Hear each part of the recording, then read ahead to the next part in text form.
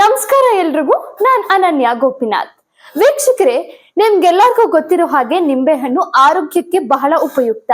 ಅದೇ ತರಹ vitamin C ಇಂದ ಸಮೃದ್ಧವಾಗಿರುವಂತಹ ನಿಂಬೆಹಣ್ಣು ನಮ್ಮ ರೋಗ ನಿರೋಧಕ ಶಕ್ತಿಯನ್ನ ಹೆಚ್ಚಿಸುವಲ್ಲಿ ಬಹಳ ಪ್ರಮುಖ ಪಾತ್ರವನ್ನ ನಿರ್ವಹಿಸುತ್ತೆ.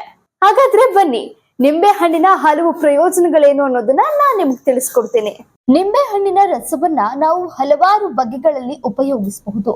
ಖಾದ್ಯಗಳಲ್ಲಿ, ಪಾನೀಯಗಳಲ್ಲಿ ಮತ್ತು ಹಸಿವನ್ನ ಕಡಿಮೆ ಮಾಡಲು ಇದು ಅತ್ಯುತ್ತಮವಾಗಿದೆ.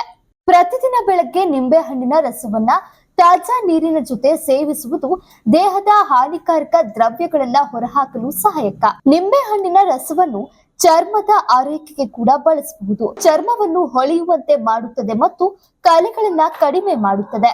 ನಿಂಬೆಹಣ್ಣಿನ ವಾಸನೆ ಕೂಡ ತುಂಬಾ ತಾಜಾ ಮತ್ತು ಉಲ್ಲಾಸದಾಯಕ. ಇದು ನಮ್ಮ ಮನಸ್ಸಿಗೆ ಶಾಂತಿ ನೀಡುತ್ತದೆ. ನಿಂಬೆಹಣ್ಣಿನ ರಸವನ್ನು ಮನೆ ಶುದ್ಧೀಕರಣಕ್ಕೂ ಬಳಸಬಹುದು. ಇದು ಸ್ವಾಭಾವಿಕ ಕ್ಲೀನರ್ ಆಗಿ ಕೆಲಸ ಮಾಡುತ್ತದೆ. ನಿಂಬೆಹಣ್ಣಿನ ರಸವನ್ನು ಚರ್ಮದ ಆರೈಕೆಗೆ ಕೂಡ ಬಳಸಬಹುದು. ಇದು ಚರ್ಮವನ್ನ ಹೊಳೆಯುವಂತೆ ಮಾಡುತ್ತದೆ ಮತ್ತು ಕಲೆಗಳನ್ನ ಕಡಿಮೆ ಮಾಡುತ್ತದೆ. ನಿಂಬೆಹಣ್ಣು ಒಂದು ಸಹಜ ಟೋನರ್ ಆಗಿಯೂ ಕೆಲಸ ಮಾಡುತ್ತದೆ. ನಿಂಬೆಹಣ್ಣಿನ ಸಿಪ್ಪೆಯನ್ನು ಕೂಡ ಉಪಯೋಗಿಸಬಹುದು. ನಿಂಬೆಹಣ್ಣಿನ ಸಿಪ್ಪೆಯನ್ನು ಬಿಸಿ ನೀರಿನಲ್ಲಿ ಹಾಕಿ ಆ ನೀರನ್ನ ತಣಿಸಬೇಕು. ಈ ನೀರನ್ನ ಹಸಿವನ್ನು ಕಡಿಮೆ ಮಾಡಲು ಮತ್ತು ತಾಜಾ ಶಕ್ತಿ ನೀಡಲು ಬಳಸಬಹುದು.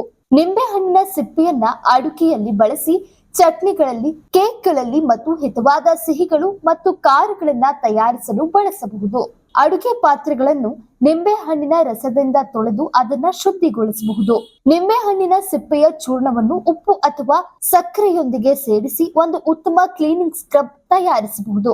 ಹಾಗಾದ್ರೆ ನೀವು ಕೂಡ ನಿಮ್ಮ ದಿನಚರಿಯಲ್ಲಿ ನಿಂಬೆಹಣ್ಣನ್ನ ಬಳಸಿ ಆರೋಗ್ಯಕರವಾಗಿರಿ ಅಂತ ಹೇಳ್ತಾ ಇವತ್ತಿನ ಅಪ್ಡೇಟ್ ನಾನು ಮುಗಿಸ್ತೇನೆ.